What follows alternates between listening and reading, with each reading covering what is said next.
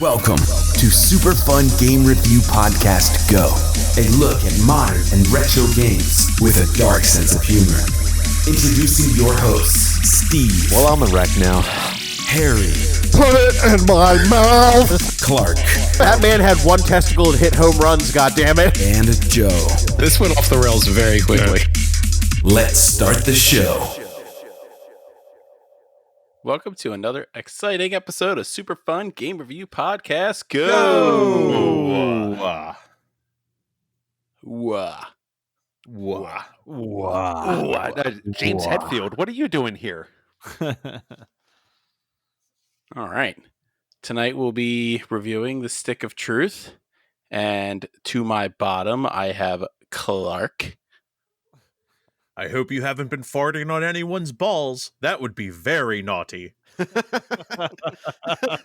so much around the balls. Yes. Further bottom, I have Harry. Is this your first probe? It's the price you pay for living in a mountain town, but there's no traffic. Fair point. I'm your host, Joe. Here's a little ditty that will make your pants shitty.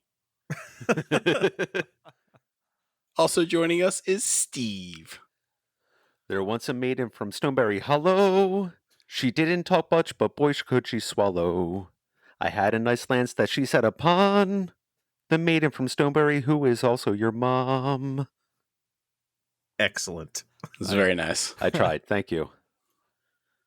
Can I say All my right. backup quote? Can I do like an unprecedented thing and have two quotes here? I don't care. Oh, man.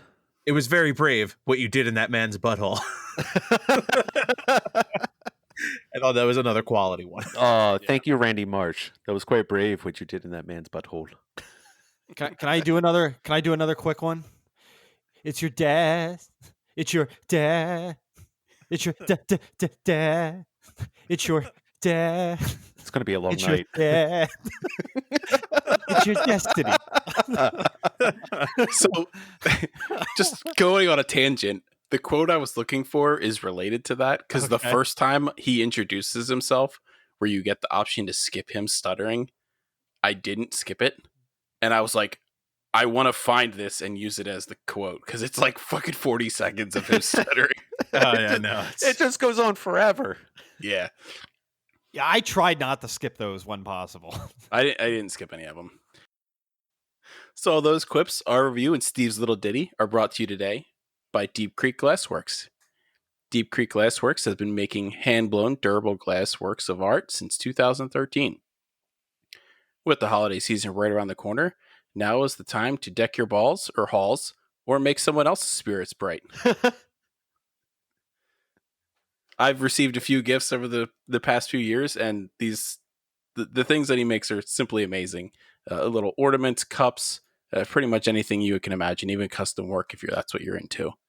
If like I said, if you can't find it, ask for it. I'm sure he's more than willing to help you out and see what he can do for you. And just for our listeners, you can receive 10% off your first order by using our promo code SUPERFUN. All orders are shipped in crush-resistant boxes, and you can get free shipping on any order over $50. So don't be a Grinch. Visit deepcreekglassworks.com. Works is spelled WORX. Yeah.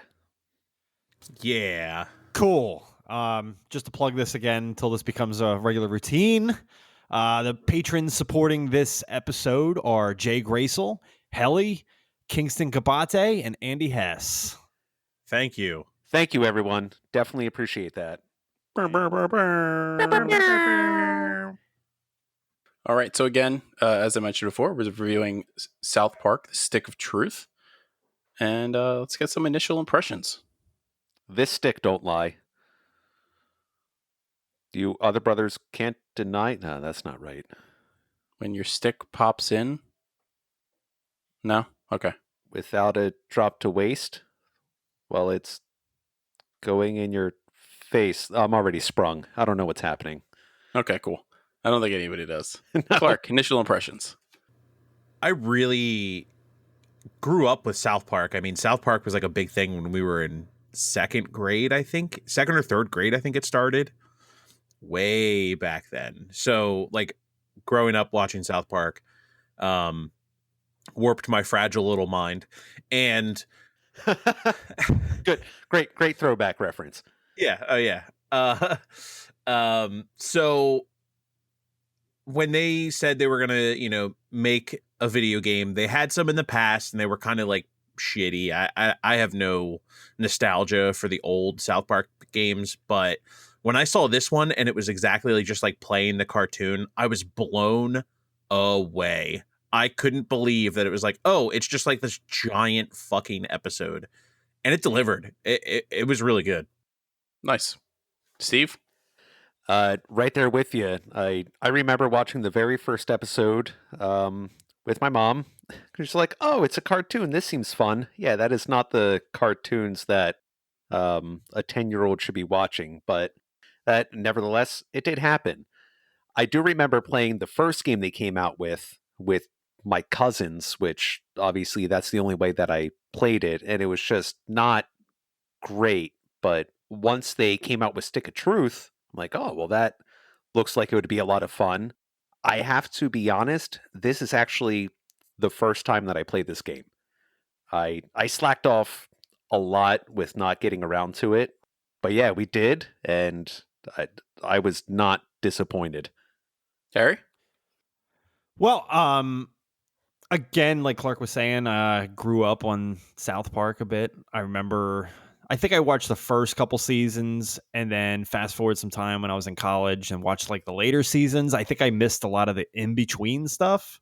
But here and there was just kind of a big part of growing up. I kind of remember Clark talking about this game a lot.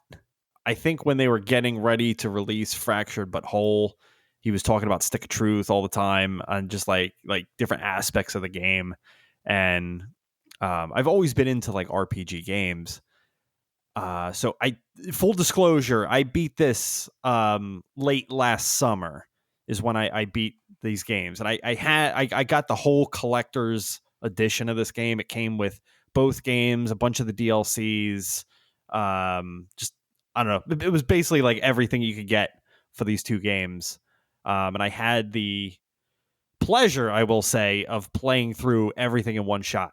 Like I didn't have any games in between. I just kind of plowed through this whole series in a span of like 2 to 3 weeks. I want to say Plowing it. plowing it. Nice. So my impressions are kind of similar to the rest of the guys. I remember South Park. I remember going to the bus stop in elementary school, and Matt Hamill came up and met me at the bus stop and was like, dude, you have no idea what just happened last night on television. Like, and was explaining South Park to me. I remember it like it was yesterday. It was the craziest thing. I was like, how is this on television? 2, why are your parents making you watch this? But yeah, and like similar, I watched a few of the seasons early on and then kind of fell off of it, watched some of the ones that like really kind of became viral, things like that.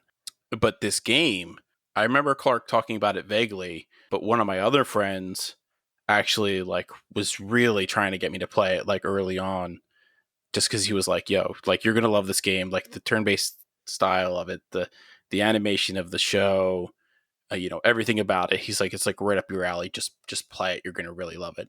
And I never really did. And I regretted it. I actually bought these games several years ago. I think I bought Fractured But Whole maybe like 3 months after it came out and got Stick of Truth right along with it and never played them. So it's just like, all right, well, let's finally dive in. And I'm so glad that I did. Indeed. Yeah, I was not expecting RPG style out of this. I mean, we might be getting our head of ourselves, but when that started popping, I'm like, Yeah. okay, it's going to be one of these. Yeah. So that being said, let's move into game development. Game development. So the only thing that I really had for game development specifically is that when they were writing the show, Matt and Trey wrote the game, I should say, the script. They had a big hand in writing it. Their initial aim was to write it as one giant fucking episode. and you can tell because the way that those episodes flow on TV, it's just like, oh, that's the end. What the fuck just happened? But it's constantly whirlwind. like, yeah, it's just this whirlwind, and then you get done and you're like, holy crap, where did 20 hours of my life go? And I think that just like that definitely shines through with the forethought that they used to craft the story.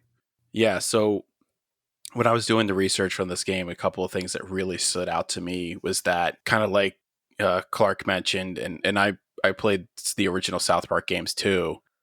They were not very good games, and Trey and Matt knew that going into it.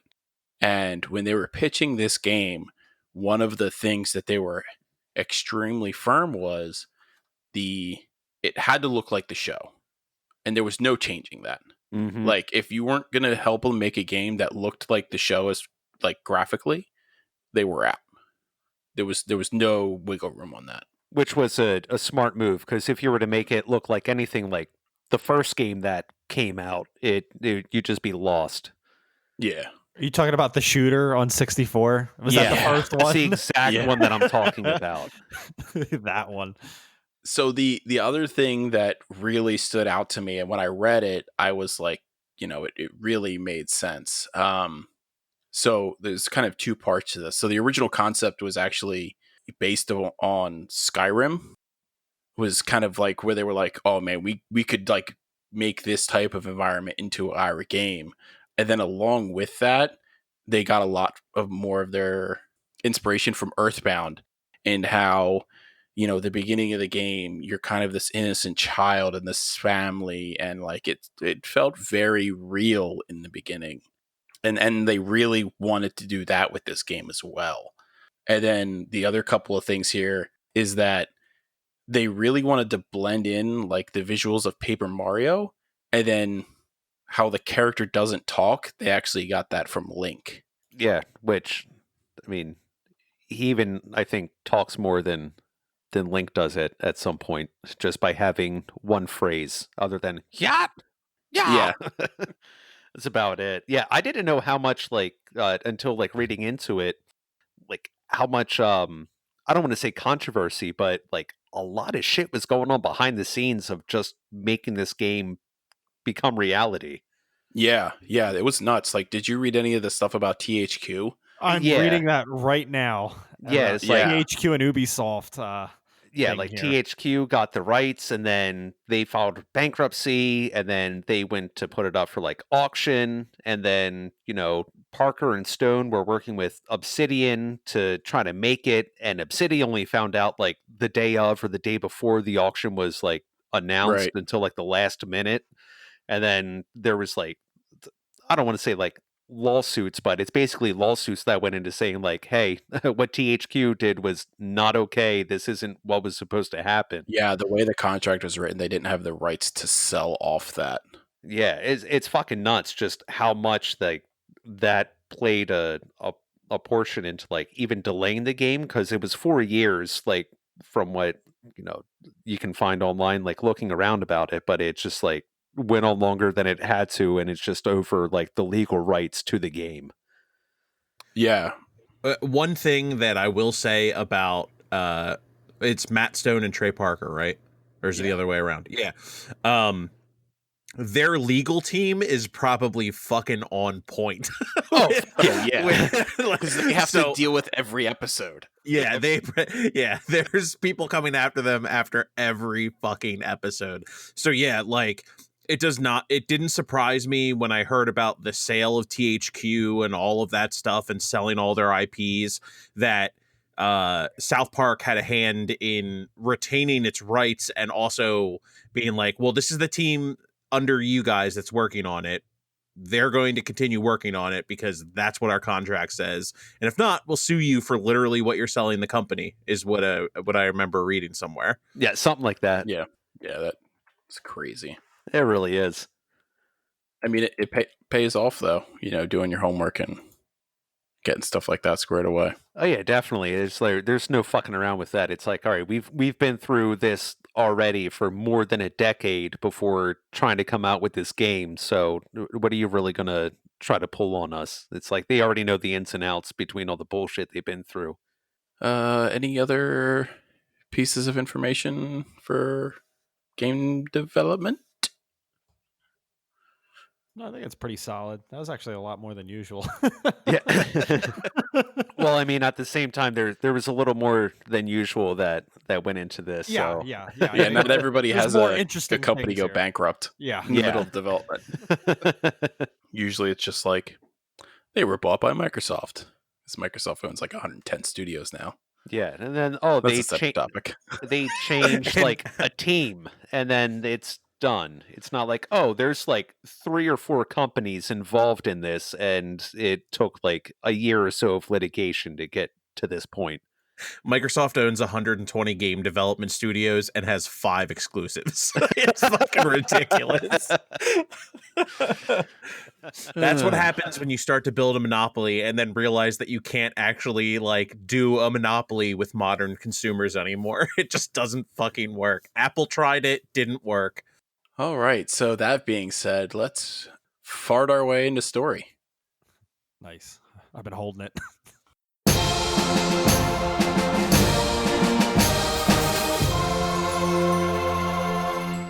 Story. All right, so in the Stick of Truth, you play as the new kid who has moved in with his parents to South Park to escape his forgotten past. You quickly make friends with other neighborhood kids such as Cartman, which is the leader of the humans, and Princess Kenny. You never speak in this game, so you are aptly named Douchebag. At the end of the first day of making friends, you go to sleep and get abducted by aliens. You escape the aliens with the help of Randy Marsh and crash the alien ship into the South Park Mall. The next morning, the government is covering up the crash, claiming that it's a really large Taco Bell being built. You then find out that the Stick of Truth was stolen by elves. After confronting Kyle, the leader of the elves, you find out that they did not steal the stick. While recruiting the Goths, you find out that an ooze coming from the alien ship is turning whoever touches it into Nazi zombies. You also find out that Clyde stole the stick and is recruiting defectors from the elves and the humans. In order to defeat Clyde, you have to recruit the girls. They agree after you find out who is spreading gossip and perform an abortion on Randy. Oh man, that. Yeah, no, we'll get there. God. So bad. Once you battle Clyde's forces, Randy notifies you that there is a nuclear device inside Mr. Slave's anus. Once disarming the bomb, you find out government agents have tracked you down and stole the Stick of Truth from you at the last second. Jesus Christ. Princess Kenny turns on you, and the only way to defeat him is to break the sacred rule and fart on his balls. The resulting explosion kills Kenny and the Nazi virus, thus saving South Park. I just love that was the finale. It's like you farted. It's like I literally texted that when I got done. It's like I farted on his balls, and everybody knew. I kind of knew it was going to happen at some point. Yeah, because they referenced it like 3 times. I was like, oh my God, this game is going to end. The last action that I do in this game is going to be fart on someone's balls. That's exactly what it is. So if you have 4 or 5 people throughout the entire game saying, "Oh, by the way, don't do this," it's going to happen. Hell, Santa Claus tells you not to do it. Yeah. It's very naughty. Very naughty to fart on his balls.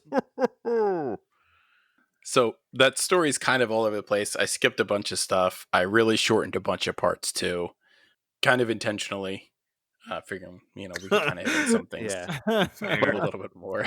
Well, Some things you don't really want to hit on more. No. All right, there's one thing I have to touch on.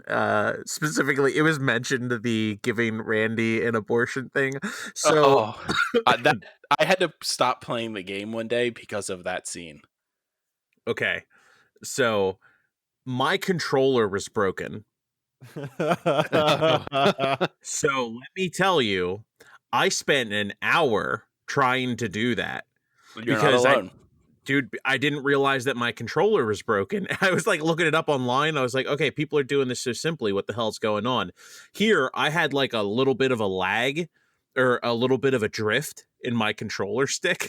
And like, Dude, Yep. I ripped Randy's testicles off of his body and then was immediately shot by the fucking FBI agents that were outside So many times. So many times. You know And I what was the just like, worst part about that whole sequence for me and failing it for hours was the fact that when my save loaded, I wasn't in the hospital gown. Oh yeah. So Oh, every yeah. time it loaded, I had to put on the hospital gown to even start that scene. I did a save. I literally made a save right before that. See that would have been After a few times. that would have been the smart idea to do. Right there with Joe, I did not, and that just so happened to be the time when I was not just playing by myself, and Morgan was sitting on the couch with me, and she's like, "Oh, what is this? A South Park game?" I'm like, "Yeah." She's like, "What are you doing here?" I'm like, "Giving Randy an abortion." She's like, "Oh," and then I I'm kept out. failing it and failing it and failing. I just see her sitting on the couch, like, "What? What the fuck?" It's like, this is not my shining moment in more than one reason right now. I think One. one of the things that stand out too is like Randy does that like really agonizing like yell that he does. Like I'm it's a balls. just oh my balls. Yeah. You're just like, ah, fuck. It's go, I'm yup, so yup. sorry. Oh, no, Yeah, oh, and then you oh. pull like the coat hanger out, and it's like all bent and covered in blood. Oh yeah, dude. Like Randy's my favorite character in the show too. So like I was just like, oh man, I keep hurting you. Also, why are you here in a wig? This doesn't make sense. Oh man.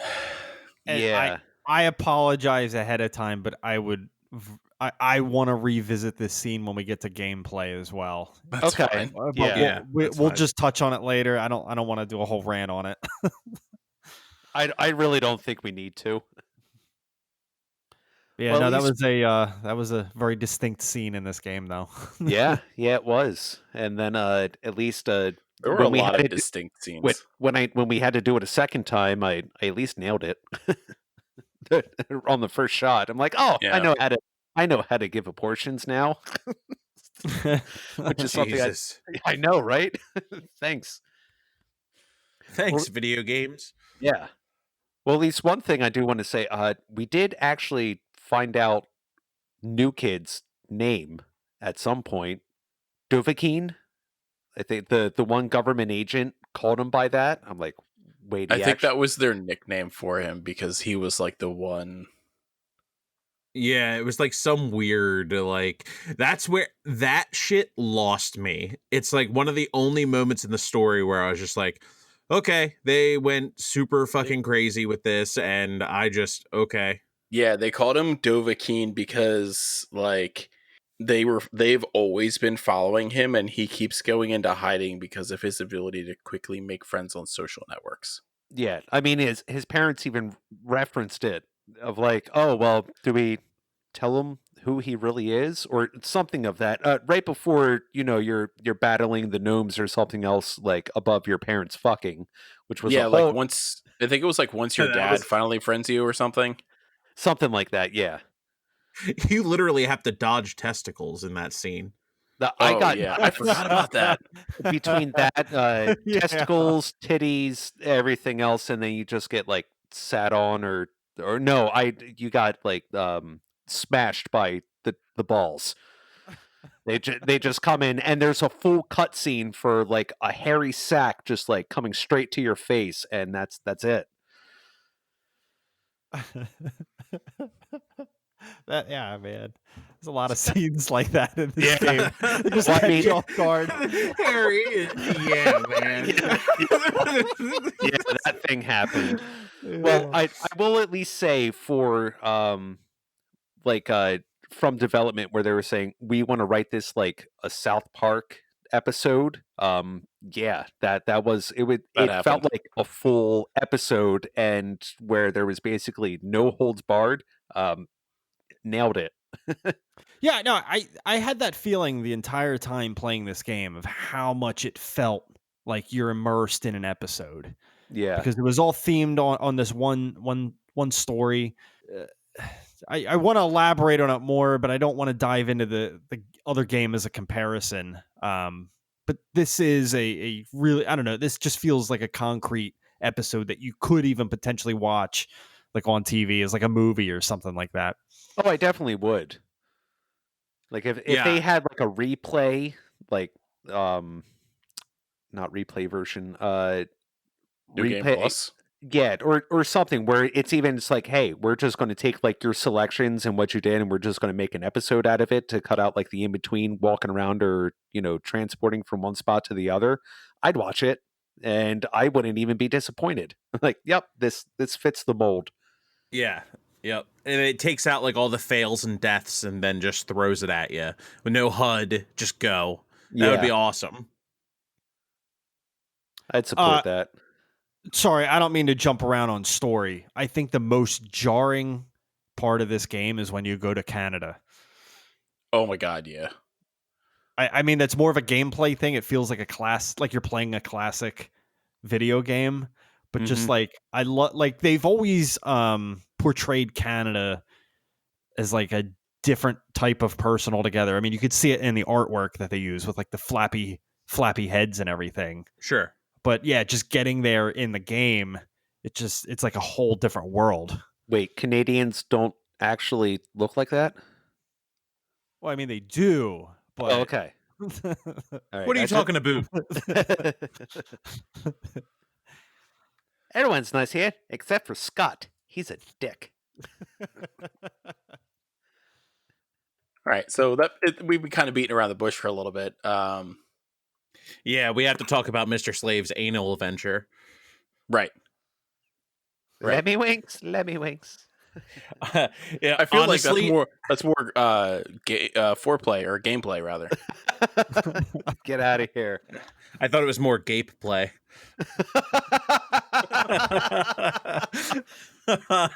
10 points to Clark. Yeah, Harry was like, I want to talk about the most jarring thing of the game. I was like, oh, we're getting into Mr. Slave's butthole. But like that was the most jarring for me. There was so much stuff in there.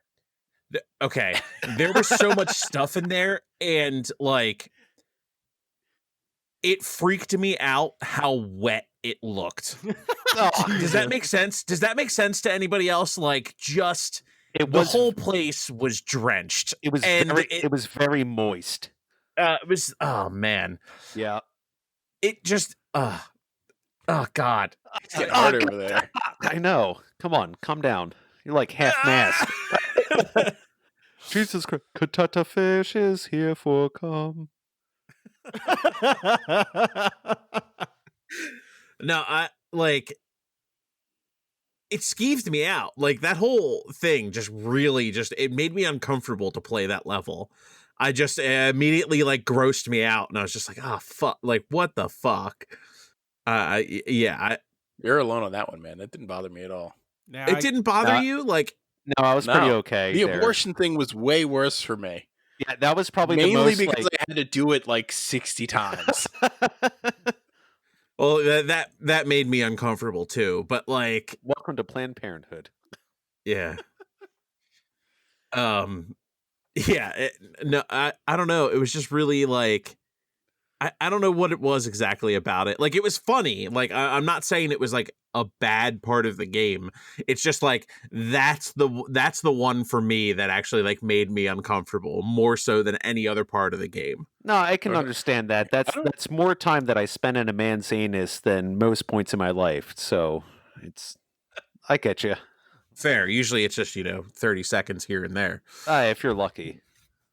That's why it's called Power Top. Power through this bitch. No, I will say, at least for the story, I love how many like different characters they were actually able to fit into this game. No pun intended with Mr. Slave's ass, because you can fit a lot. But like the whole thing about like Mr. Slave's ass, where you have like all the different characters, like the Sparrow Prince, Lemmy Winks, and Katata Fish, and still with like Al Gore, and like the police chief, like they pretty much grabbed like the majority of like their big hitters and were able to throw it in the game and still kind of made it into something. So I I did get like some gratification out of that. It's where it's like, oh, they really went like to the extreme with this, Mr. Hanky. and the whole family. Yeah, the whole family. Nothing Even like Chef. They even managed Oh, to yeah, bring Zombie Chef Chef. back into it. Yeah, Zombie Chef. Yeah. Dude, that like there was this one animation for Chef where he kind of like runs over and grabs you and then punches you in the face. But like the way the animation looks, it looks like he's like bending the character over, and I was like, "No, Chef, no!" It's like, "No, don't do it." Oh man. Shall we take Timmy's wagon and stroll on over to gameplay? Gameplay. Lords of the underworld, darkness fills my heart with pain. Do-do-do-do-do-do-do-do-do. So I was sad that every time you used him, that the scene where he like rolls up didn't happen.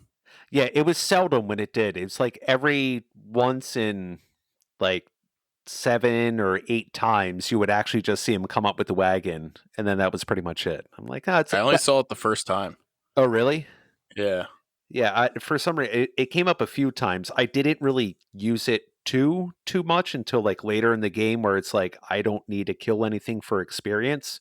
Just because, like, when we were disc golfing last week or so, and I was telling you where I was at, you're like, "Oh wow, you're really behind." But I was like level 7 or level 8, being that far back, and that's just because I kept doing like side things and killing everything along my way.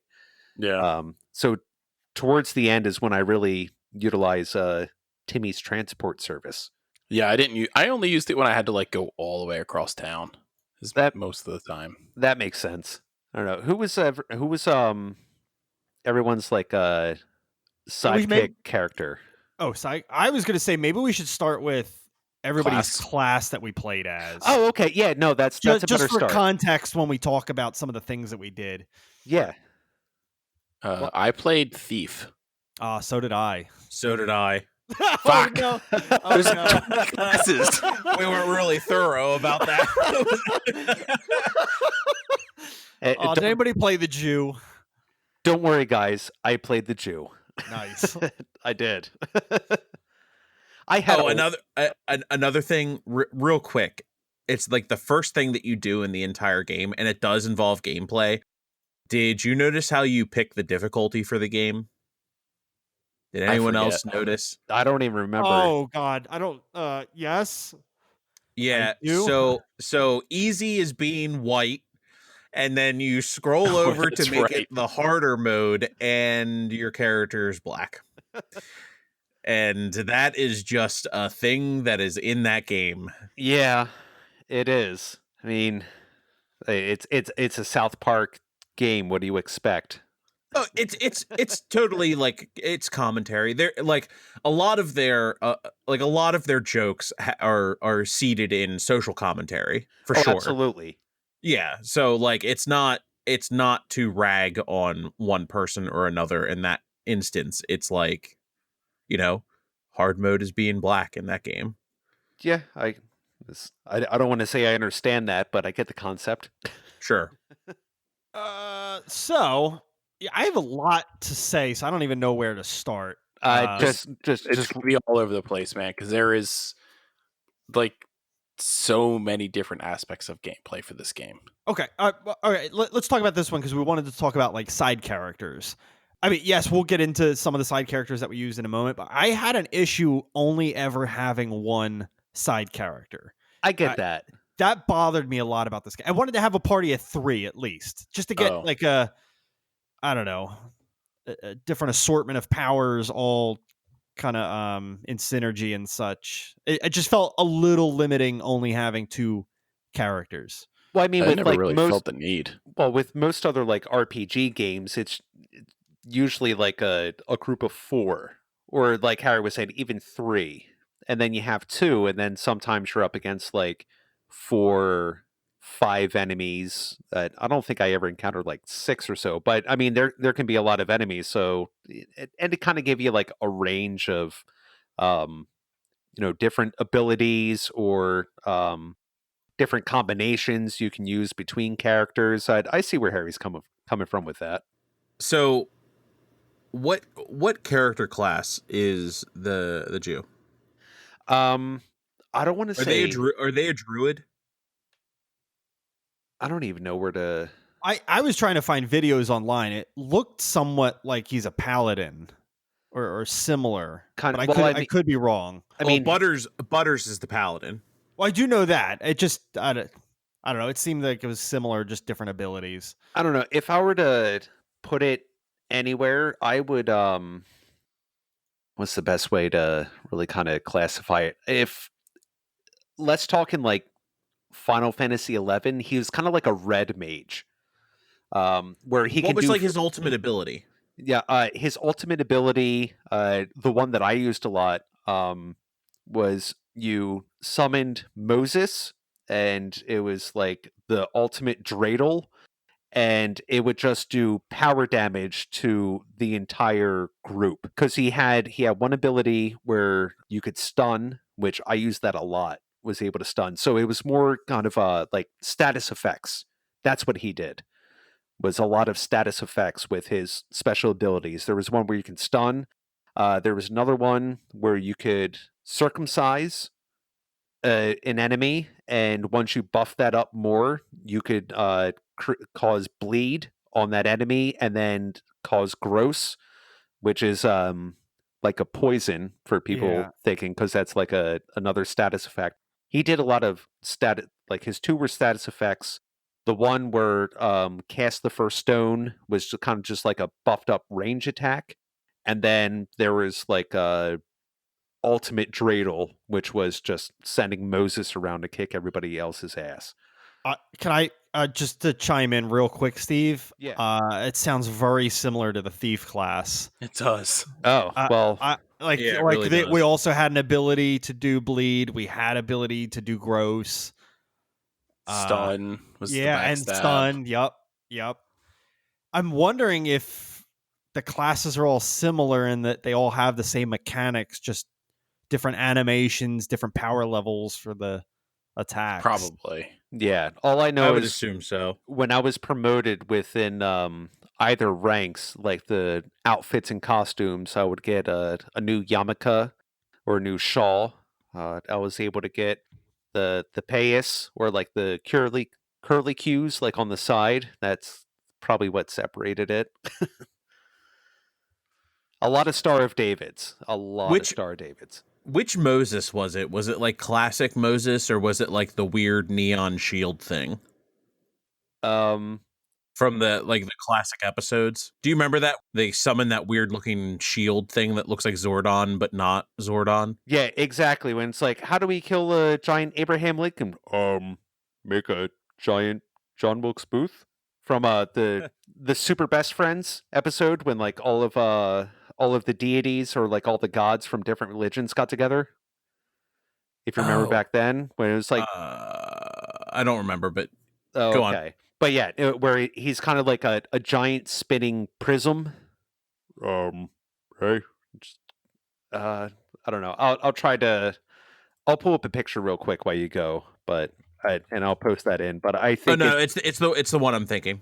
It's the one Okay. I'm thinking. I just looked it up. Yeah, and then he would just you just summon him, and the only thing you do is just rotate the left stick, and then he just spins around the screen. Oh, literally the noise, which was also like a few decibels louder than everything else. So when I was getting ready to use it, and I was playing it like 11:30, 12 o'clock at night, I'd have to turn the volume down a few notches, use my attack, and then I can turn it back up so I can hear everything else and not blow out my speaker. or Fair wake enough. anybody up in the house. Yeah. So, speaking of summons, did you guys actually use your summons? Because they were all listed as like once per day. And I was like, I don't even know how many days are going to happen. I don't even know how long this day is. Like, I felt like that was kind of like. I looked up how many days there were. Did you? I was using a guide because I was trying to get all the Chin Pokemon. Oh. Because there was what? Wasn't it like 3 days? Yeah, I think it was 3 days.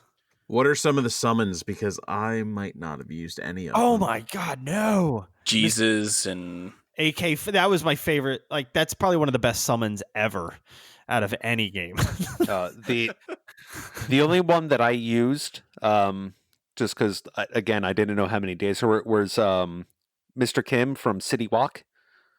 He was the only one that I used as a I didn't summon. use that one. Fuck, I missed out. I missed out on a part of the game. Oh, really? I missed out. Yeah, I didn't use any fucking summons. Holy shit. Yeah. And Mr. Hanky does like a tidal wave. Like, he does it as like Mickey Mouse in Fantasia with the hat on, or he's raising the shit piles. Like the one episode, yeah, where what was it? Sundance comes to South Park, and that's with Chef's salty chocolate balls from that episode, where he makes shitwave and just gets all the yuppies and what out of the town.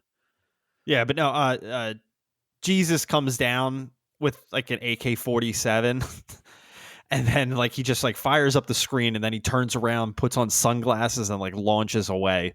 It's it's such a cool animation. That's fucking great. I'm not gonna lie, I might have to boot that back up. God! Just so I can watch everybody. Mr. Slave does an auto kill where he comes in naked and then just jumps on their head and just slides all the way down. Gotcha. I had a feeling. I had a feeling it would be that. He just Does he stop actually on the way down and have to shimmy. Jesus Christ! Well, you just see his head on the screen, and then you just see it going slower. Like, you don't actually see. Okay. But like, he runs into the screen like with a hand on his like nut, so you can't see that. It's just. Well, he has. You have to pull up the sack to be able to get the insertion. Otherwise, the balls are going to get in the way, and that's just not going to create the right seal that you need. Yeah, exactly. You don't want to do that. There's only one person I saw on the internet that can do that, and that's different. I cry at night. Oh boy. Summons are solid though. So did you find like a favorite like weapon along the way? Like that you were like, this is just like awesome, or like did you guys use ranged weapons or melee weapons more? I was pretty much melee all the way, except for the enemies that position themselves to counter that. I forget what the term was. Riposte. That's it. Yeah. Yeah, but for the ones that would riposte, I would as long as it wasn't a boss or anything like higher level, I would just use stun, and then your stun attacks get through their riposte.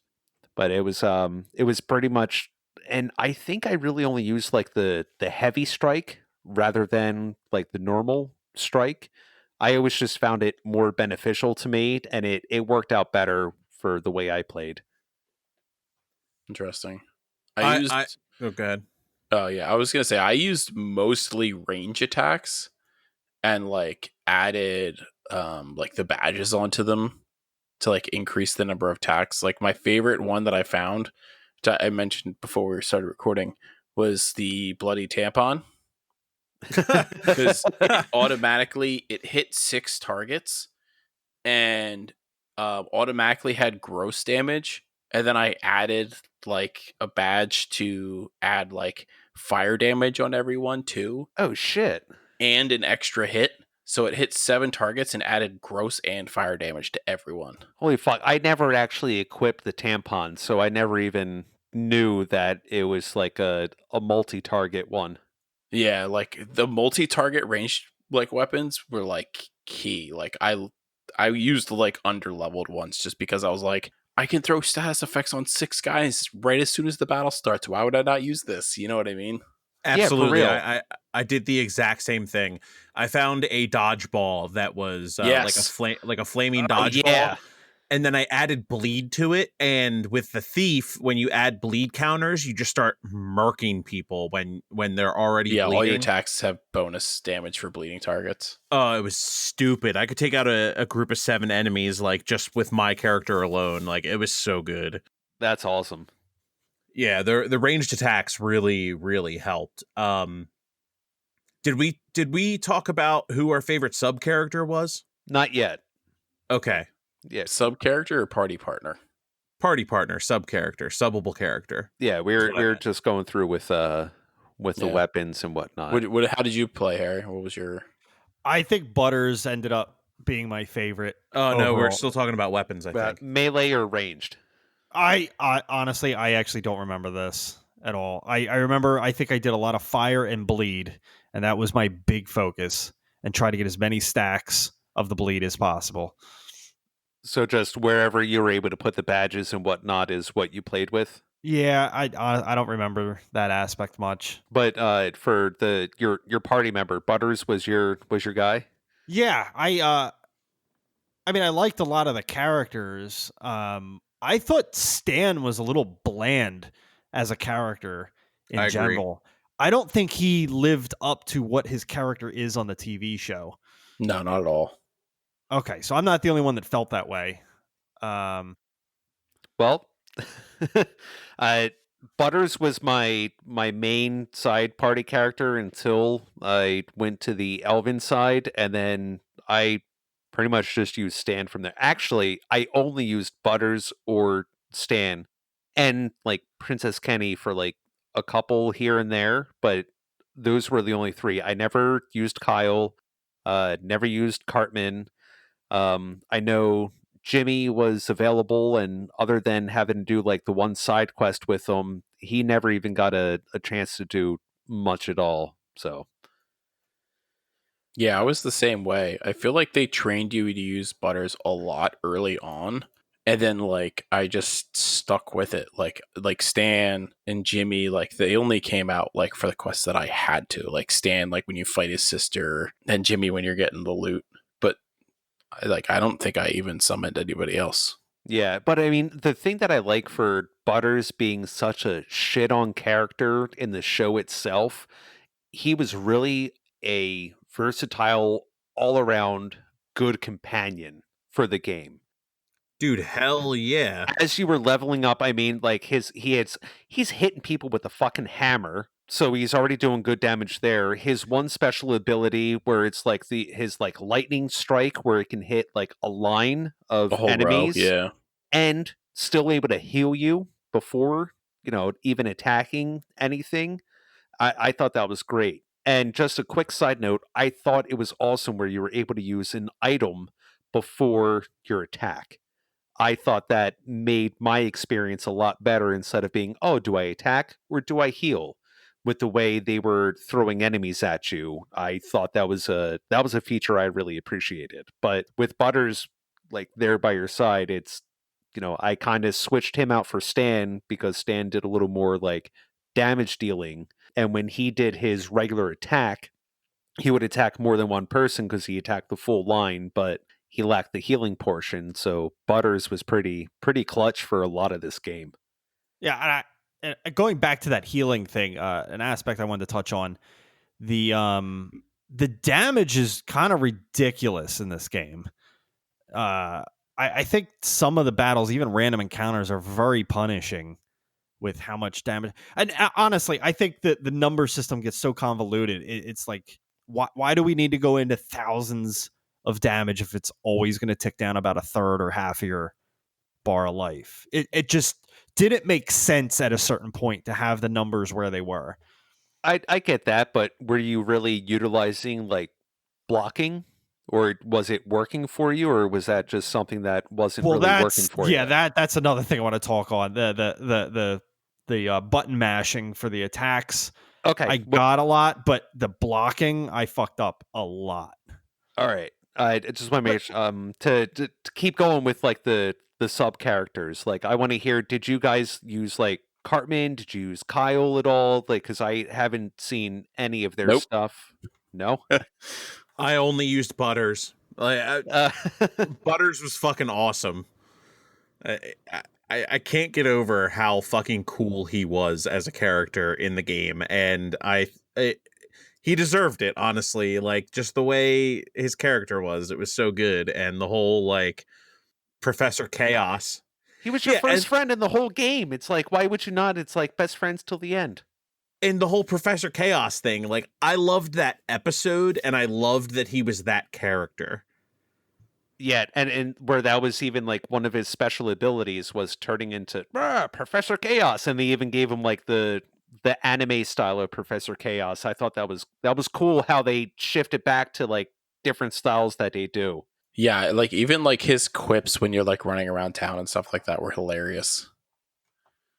Well, Like, I don't think that'd be okay when you're like rooting through people's houses and whatnot. It's like I'm sure you yeah, could have just asked, but okay. yeah, he was great, and like they gave you the guy with the healing ability right off the bat. Like, you really want me to get rid of the guy that heals when all I have is items Exactly. and like no money early on? Like, I was just like, not happening. All right. So you were saying, Harry, with the the button mashing for some of it, because it wasn't all button mashing. A lot of it was like It's time time. based. Well, Yeah. well, the timing of it, I had a hard time with the blocking of it. That and it didn't even negate the damage; it just took a percentage off. Yeah, Um, negates. That's how block. Okay, whatever. Well, it's You tell him, Joe. all right. Well, I'm just saying. I mean, blocking in general in most games is only a percentage of the damage. It's just that most of the time it's just a percentage chance to block, and then it blocks that percentage chance. If I throw a baseball at your face, it's going to hurt really bad if it hits your face. If you block it with your hand or your wrist, it's still going to hurt, but it's not going to be as bad as hitting your face. I mean, I get the concept. I didn't enjoy it in this game. It that did take me a little bit to nail down, but once I did, with the attacks especially, because that helped kind of get into it. But then you had to start reading the enemies, and because some were a little delayed, they run up to you, and then it was like 1 or 2 seconds, and then you had to block, or some were just right in your face and you had to block right away.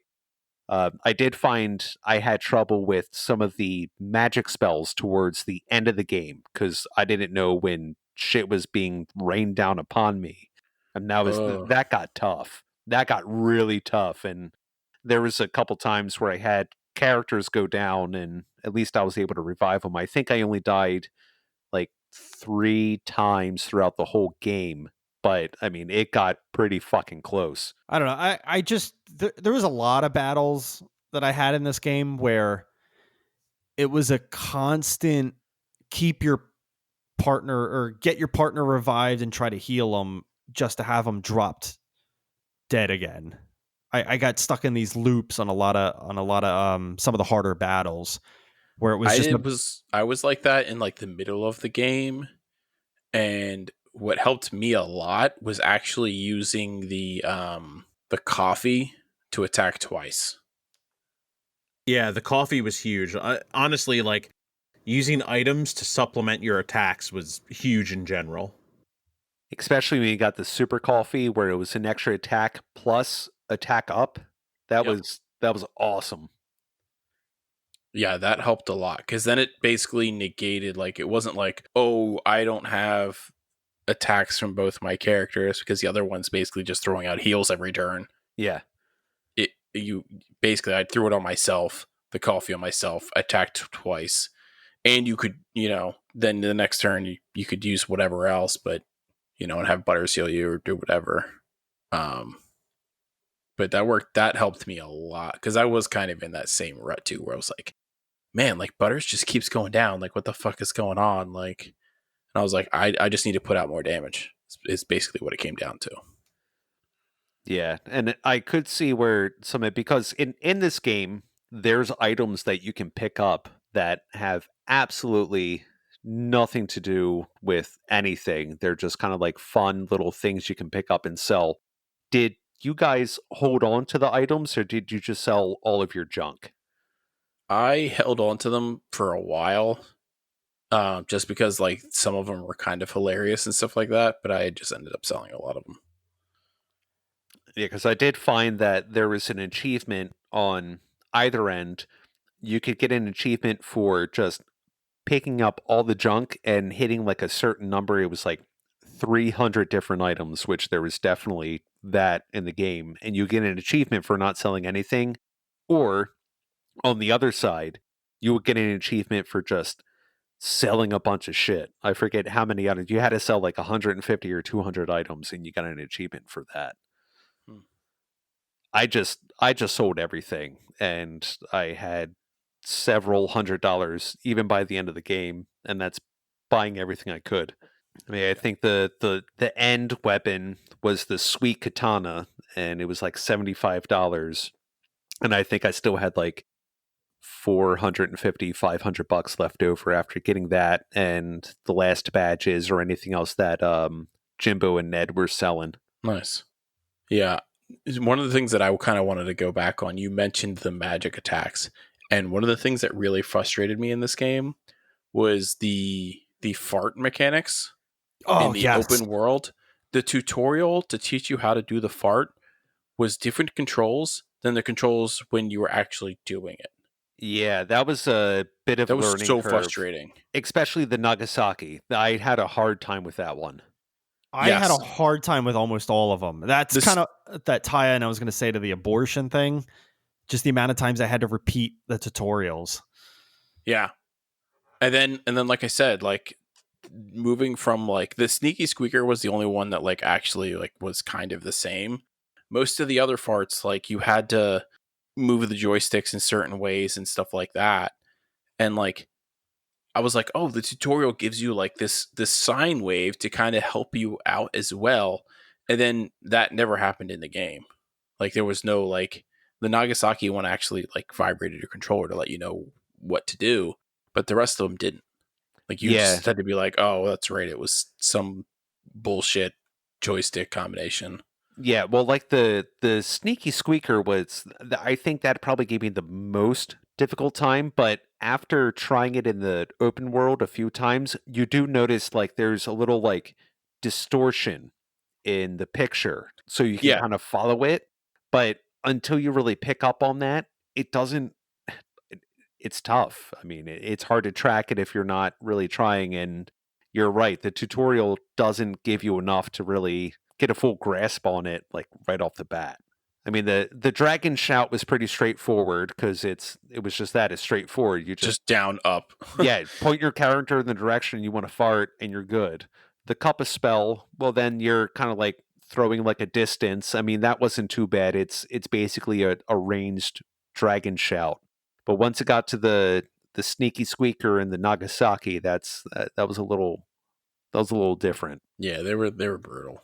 I do love the fact that they actually called it a dragon shout just for their love of Skyrim. I mean, for them contacting like the makers of or the developers of Skyrim, it's like, hey, we want to name our fart after one of your spells. Is that okay? They're like, oh, yeah, why the fuck not? That'd be fun. Yeah, why not? Fuck it.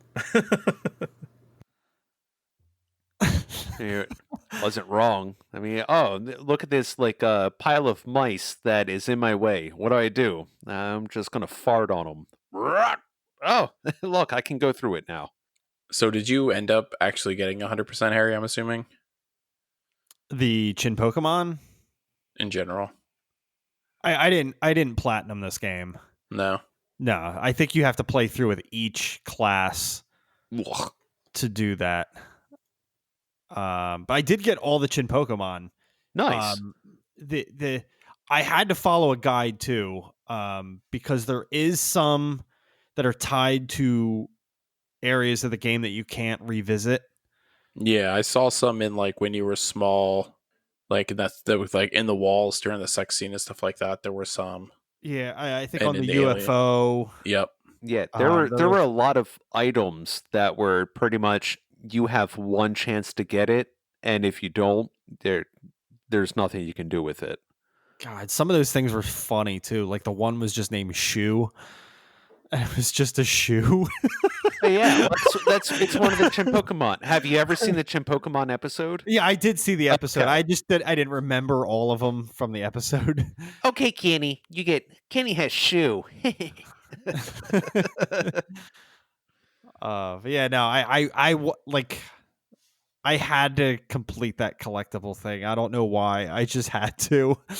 So That's what you do, Harry. Yeah. If there's collectibles, like I gotta catch them all. yeah, and actually going back to the items you were talking about, did you sell them or keep them? Like I think I sold everything down, but to like one of everything, like I normally do for RPGs. Always keep one of everything because you I don't never know. know. Read this later.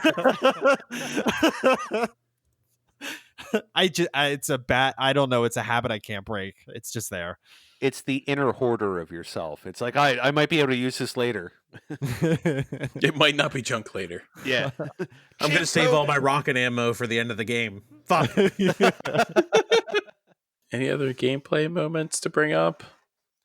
Yeah, no, I don't really know. Well, I guess like to go back to like the special abilities and whatnot, because what was like a main thing with the thief that each of you used? Because it may not have been the same. Like, what was your favorite? What can you do? I know you said it's basically status effects too, but I just want to know. Yes. So it was a lot of like there was a backstab where like you sneak off the left side of the screen and then you come into the right and stab him in the back. That was like the stun move.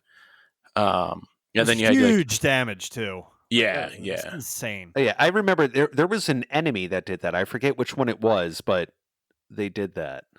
Yeah, there was at one point. Okay. And then another one was like you jumped up in the air and then you threw like a ton of daggers like downward, like you're throwing knives or something like that. Well, that's neat. Like 1,000 needles, like you're a cactar. Yeah, like that. Oh, sweet. Yeah. I forget what the other one was. But yeah, they were like all the same. Like they were all just like combos of like bleeding status effects and stuff like that. Oh, there was the one where you got all your allies to come out in ninja suits. Then they all struck from different angles, and you had to hit the command. Like if they're coming in from the left, you had to hit left on the D pad, and I don't think I ever used that. Oh, that sounds neat.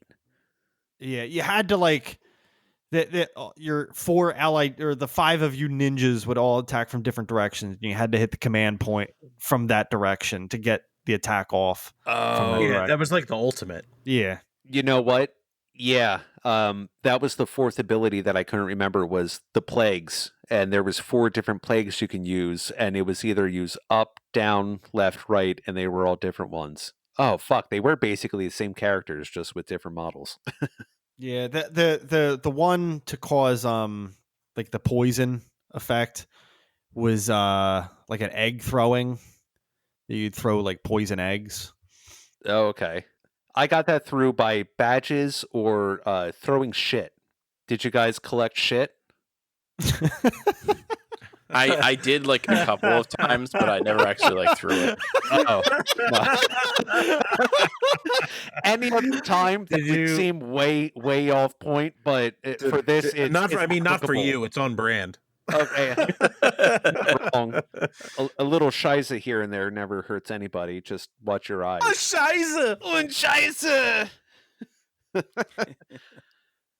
But yeah, I visited every toilet that I could and then collected shit. And then there was a few times where I missed it. I'm like, I don't even know what these things are here for. I'm just pooping. And I didn't go back to collect the shit from the toilet. And then once I realized it was a weapon, I'm like, oh, I'm just going to throw shit. Steve, rein shit like 20 times before you could realize you'd throw it. Yeah, rein it back in. We're talking about the game, bud. Oh. Oh, fuck. Okay, I think there's some warrants out. I gotta go. I think you do one of those. I gotta go every episode, Steve. That's He's got to go take a shit. Yeah, and then just scoop it out of the toilet, and I'll see one of you soon. Who's closest? Joe. Damn it. You. Joe. You Morgan. tonight.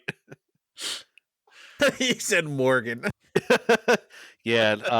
I would like to live. So no. Oh, okay. Yeah, you're a little taller. I can go for your knees. She has like more center of gravity being smaller, so I trust my chances against you, Joe. All right, anyways. Poop in the face says what? What?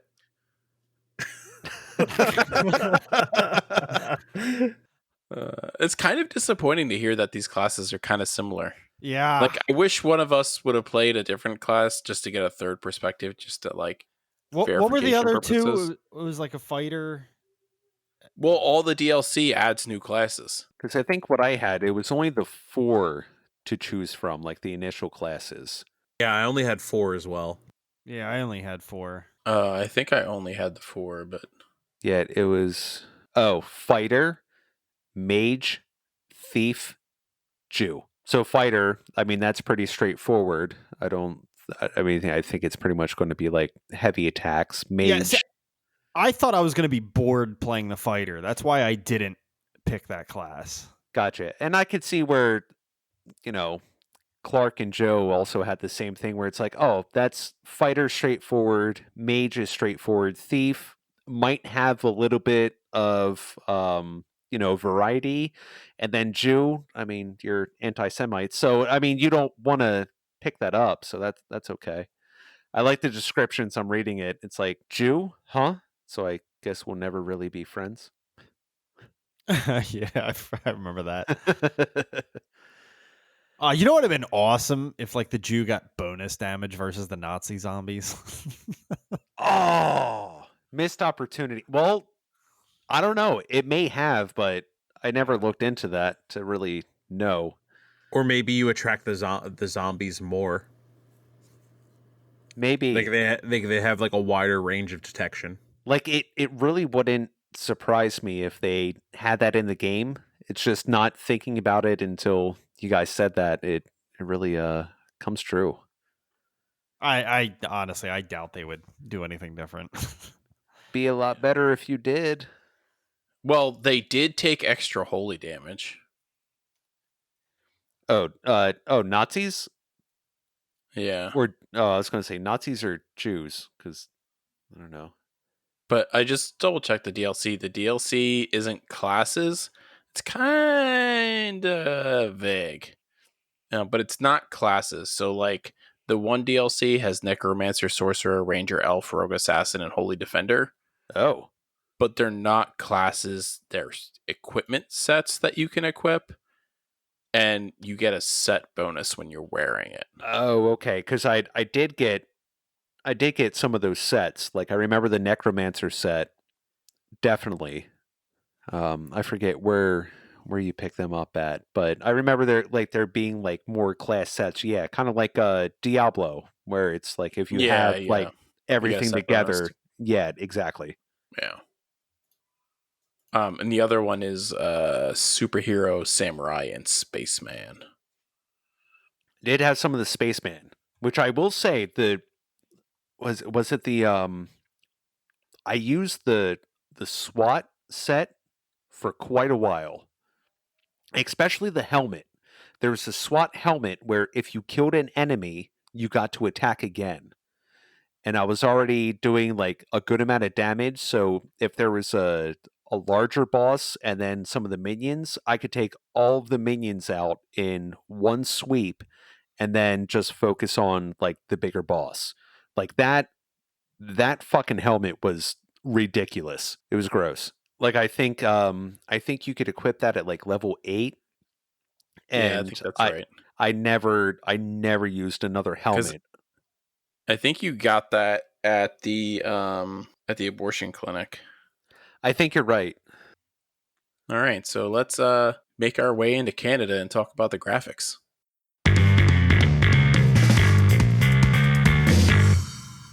Graphics. Let's try not to make a big deal about it. What are you talking about? Well, Nice pop in, Clark. hey, Yeah, right.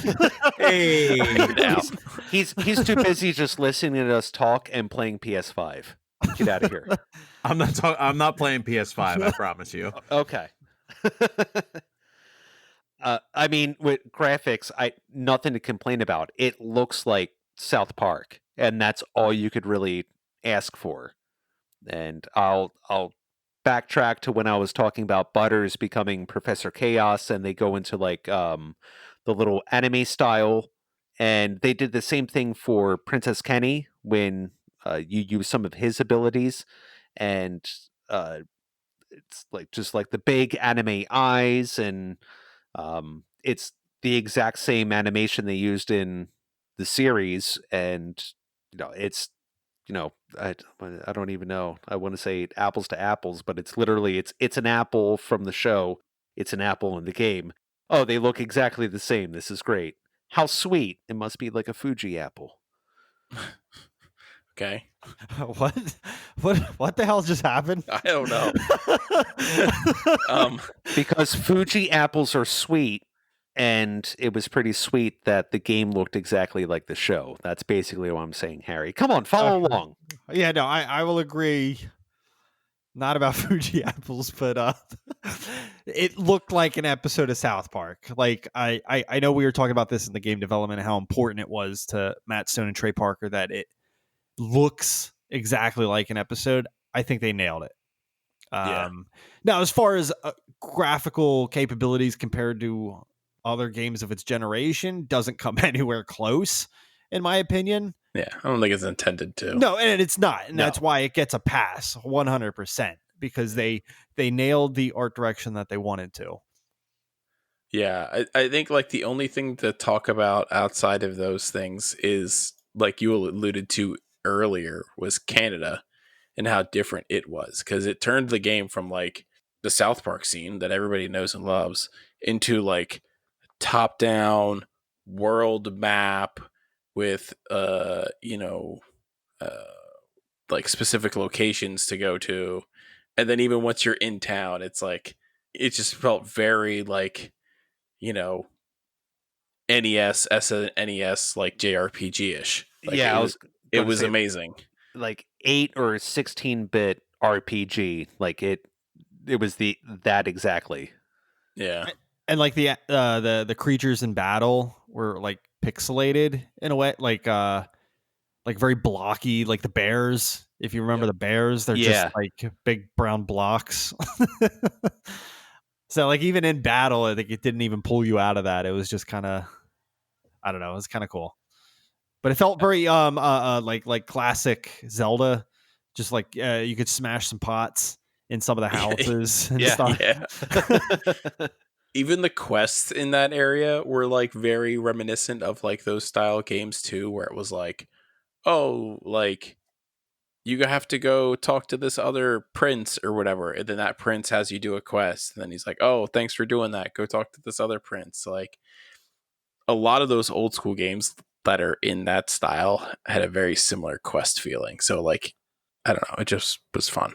Yeah, like, oh, you've already been here. Now go do this. Oh, go revisit the area you were just in because there's new information, and then just send you Yeah. back and forth. Yeah. Yeah.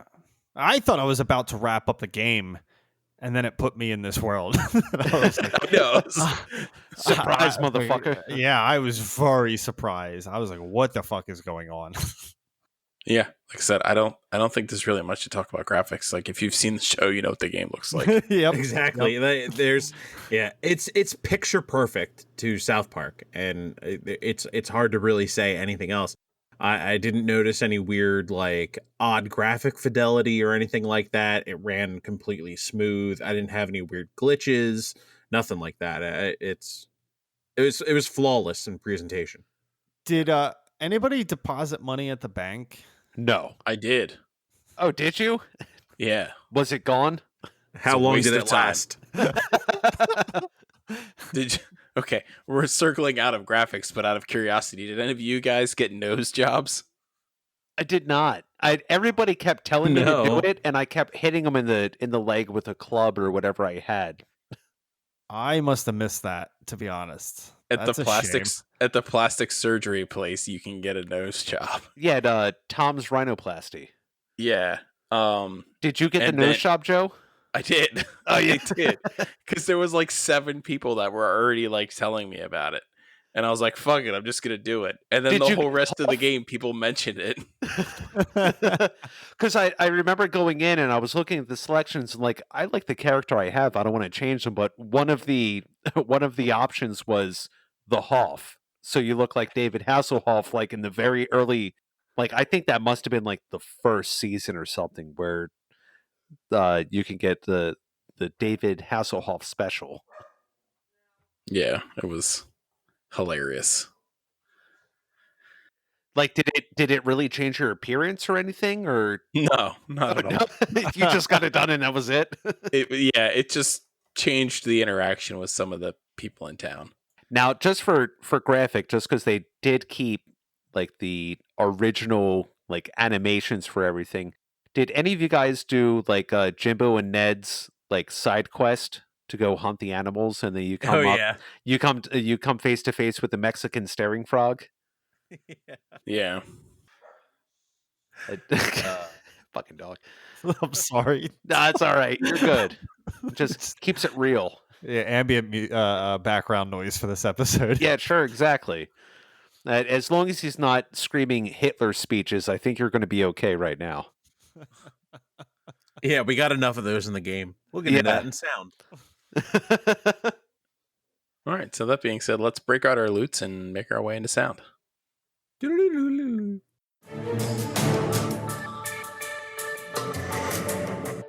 Audio. Do you have another rendition for us, Steve? Oh, sing me a tale of Lemmy Winks. Lemmy Winks, the Turbo Prince. Go really quick, or no? I got nothing there. I didn't check the other Jimmy tunes. I should have been ready for that. So I thought it was cool for this game that they since Matt and Trey were so hands on with it, they when they had all of the original voice actors from the show, and then they also were able to grab clips from the show from seasons past. So I thought that was really cool. So everything was perfect as far as voice acting goes and things like that. Yeah, It's just like graphics where everything was perfect. I didn't have any problems with any of the sound or voice acting or anything like that. Even even down to the dialogue, because the dialogue is massively written and performed the same way that it is on the show. You know what I mean? Right. It's hard to come up with criticisms for it. yeah, and they've never really had any problems of pulling old voiceovers and making it into something. I mean, they made an entire episode out of that with Chef's last episode when he was with the Adventurers or the Explorers League.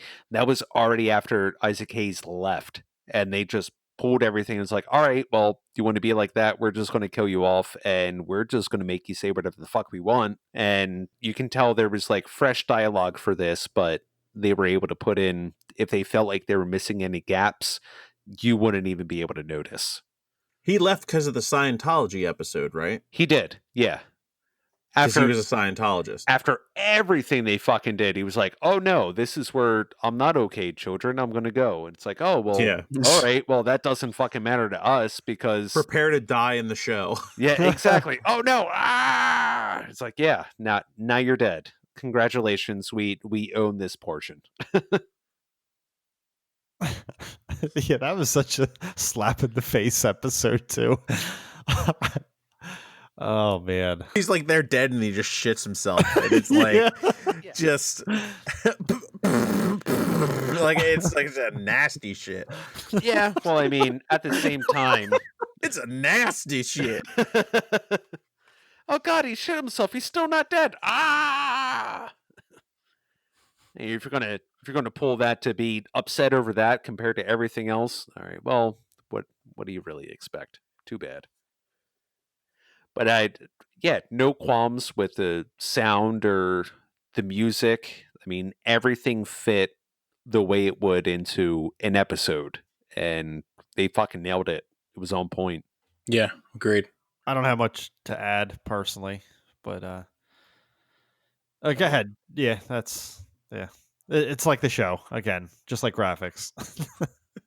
I wasn't blown away by the music though. The more I think about it, it was South Park episode music, but was it great? Was it new? I don't know. I can't remember any tracks that stood out specifically, or I don't know. I don't know if there's a wow factor in that one. No, I mean, some of the music was still kind of recycled over from when they did the Black Friday trilogy, when it was their Game of Thrones, and it was that was pretty much the soundtrack with maybe some original one or two songs that they threw in there. Otherwise, it's just fantasy lore background And I mean, that was just pretty much what it is. And you're just running around a screen for 5 minutes until you get somewhere. It's nothing that was like, oh my God, something's coming. It's like, oh, okay, well, now there's Al Gore ready to fight to the death. So let's just switch the music cues a little bit and go defeat Man Bear Pig. Okay. Yeah. So that being said, let's get our final thoughts out there. Final thoughts. All right. I'm going to be super serial about this right now. Super serial. So I'm super serial. It's me, Al Gore. Super important. I had a lot of fun playing this game. It did take me. It's all right. Let me go back.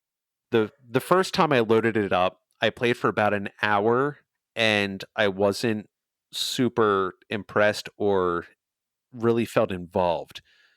The second time, I don't know what happened. I was hooked after that. So I only hope that Fractured But Whole is kind of close to this, because I really want to play this type of game again. I don't know if it is. I haven't looked into it, but it definitely leaves me feeling I don't know, wanting a little bit more. Like I don't want this type of game to be done, and I'd be totally okay if they came out with another one pretty much exactly like this, but with a lot more recent references in the past 5-6 years, and I'm in. All right, Harry. I did enjoy this game, and no spoilers there, but I liked rolling right from this game right into the sequel as well. It was a great package deal. Having said that, I think the story was probably my favorite aspect of this. Just the way it flowed, like and it's again, without you guys having played the second one, you'll see later. But like the flow of this game, it just stayed on par with what you would expect from like an episode, and that did fall off a little bit in the second game. The gameplay, though, I think was my most critical point in this game. I had a lot of it was a lot of fun. Don't get me wrong. It just had a lot of things that I think they could have improved on. I would have liked to see again like a party of 3 for a little bit more versatility in moves. Just some of like I again I hated the blocking and the attack prompts. But I mean, overall, I had a great time with this game. I talked about it for a little bit, I think, after I beat it, and it was an enjoyable experience. Don't the attack prompts make you feel like Legend of Dragoon, though? They just felt different in this game. I know, and I knew somebody was going to make that comparison. I was thinking it all night. There you go. Stick it to him, Joe. I don't know. There wasn't as much of a payoff in this game. Okay, so Harry wants to play Para Rangers. Got it. Joe is Katata Fish. He's all up in that shit. He's doing some bass to mouth right now. Katata fish. It was only bass to mouth. It was only bass to mouth. Clark, final thoughts. Honestly, if you're a fan of South Park, this is a must-play game, in my opinion. I think it's enjoyable, and I think it hits that it hits a lot of demographics, and it does all of them well. If you want like a fun to play RPG, this is up that alley. If you're into like the really twisted, dark humor of South Park, again, it's right up Mr. Slave's alley. And I really, it tickles. Yeah, I really just think this game is masterfully done. I really think it's something. Like, it is something that people should still be talking about and do talk about, obviously, as we're all sitting here talking about it. But it's a great game. Like, absolutely. Chim Pokemon. Chim Pokemon. Chim Pokemon. Chin Pokemon. I must destroy the American season. What? Actually, sorry, I forgot to mention this in sound. Nope, But too late. no, fuck you. Every time you pick up a Chin Pokemon, it plays that audio clip from like the commercial or whatnot. Yeah, it was such Oh, mound. it was such a satisfying sound every time you picked one up. I loved it. I'm glad you got that out.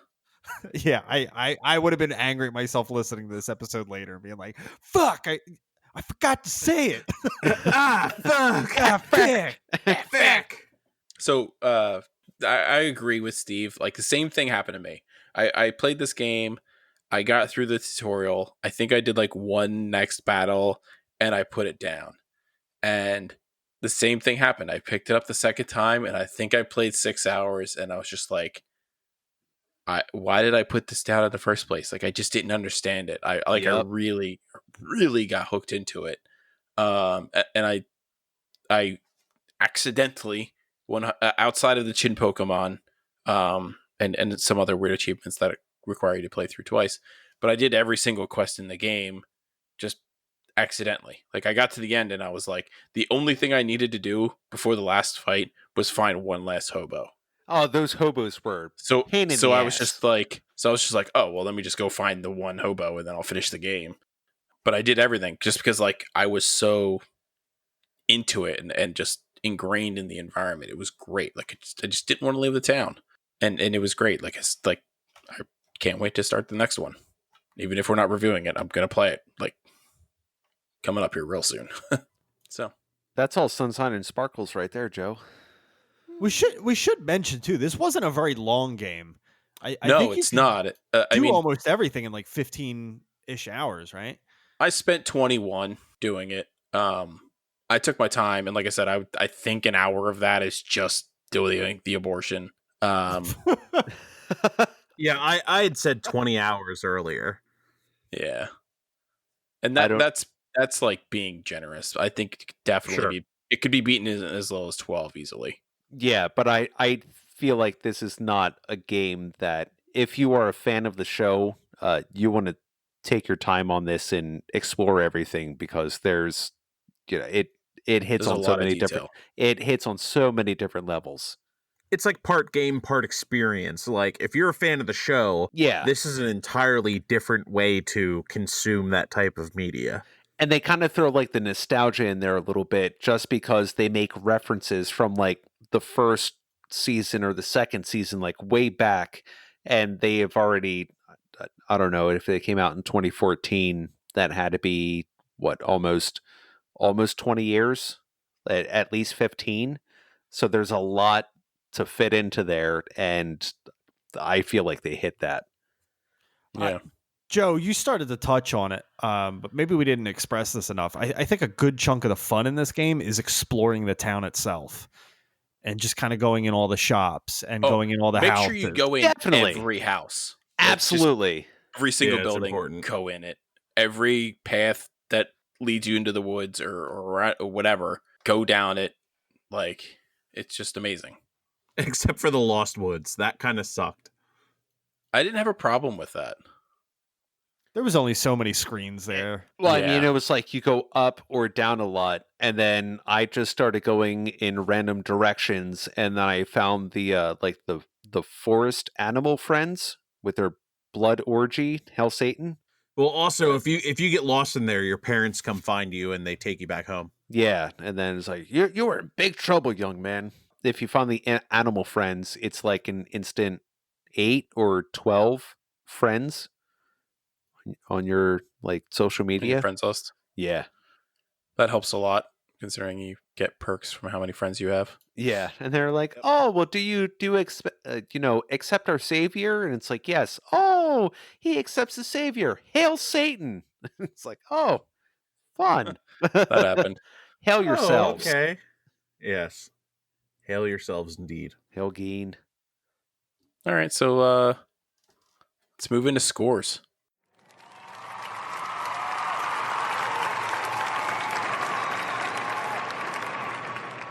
The score.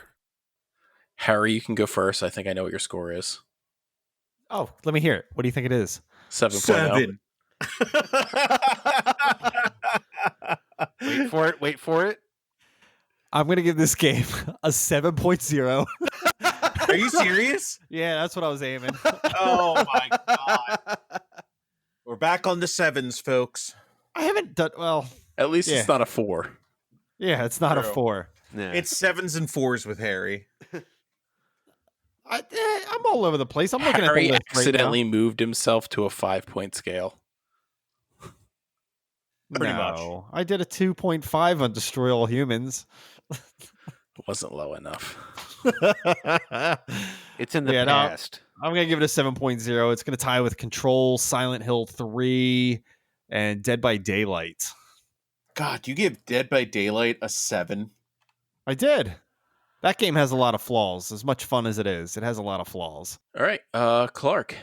This is a buy. 100%. This is a game you can get real cheap if it's an older game, but it's definitely worth owning. Buy it. Steve? This is a solid A. If you are a fan of the series and you're like, I really wish South Park was a game, this is a quintessential game for South Park, of South Park, and everything that is South Park. So I may have some nostalgia that comes into it, but you know what? Fan service me up all day long. Loved it.